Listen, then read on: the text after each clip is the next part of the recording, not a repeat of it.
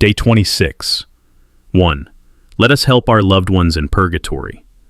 Faith obliges every Christian to pray for the holy souls in purgatory, especially for our parents, friends, and those to whom we owe love and gratitude.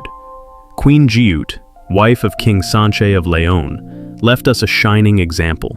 Gude, Sanche, Leon. The young King Sanche had just quelled a rebellion, but unable to overcome his enemy by force, a certain officer turned to deceit. He knelt before the king, pretending to submit, and offered him a fruit laced with poison. After eating it, the king felt the poison, wished to return to the palace at once, but died on the way.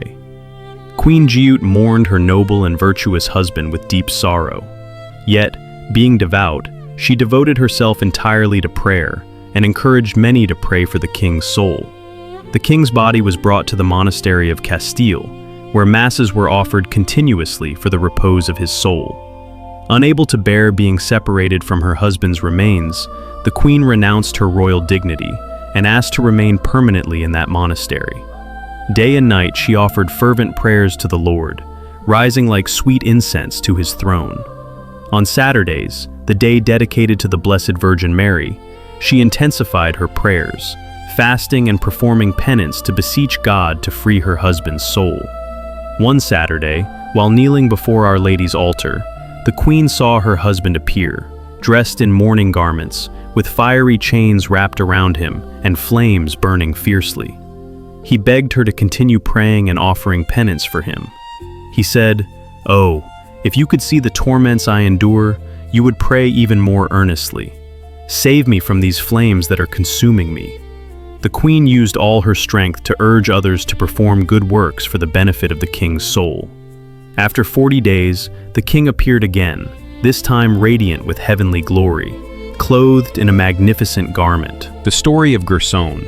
Gerson, Chancellor of the University of Paris, recounts the lament of a mother forgotten by her child. "My child, think of me for a moment. Hear my groaning and consider my pleas. Reflect on the terrible torments I endure. Help me escape these flames. Why are you so slow to assist me? Pray for me. Offer alms and masses for my soul. If just one spark of these flames were to fall upon you, you could not bear it. If you do not rescue me, to whom shall I cry?" 2a. The story of Thomas of Cantimpré. Thomas writes of a mother who had lost her son. She wept day and night, her eyes constantly filled with tears. Yet, despite her grief, she never thought of praying for his soul or offering masses, though her son was suffering terribly in purgatory. To awaken her, God allowed her to see her son in a pitiful state of suffering. One day, while traveling, she encountered a group of noble young men marching strongly in formation. At the very end walked her son, exhausted, with his clothes drenched and heavy. Shocked, she cried out, "My son, why do you not walk proudly with the others?" He replied, "Mother, the tears you have shed for me have soaked my garments and made them unbearably heavy. Your sorrow has weighed me down, but your prayers have not lifted me up." Prayer. Lord, through the graces you have given us, help us examine our attitude toward the souls of our departed loved ones.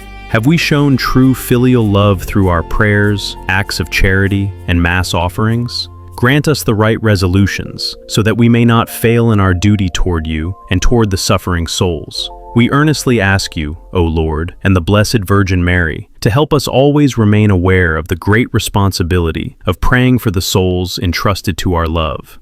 Amen.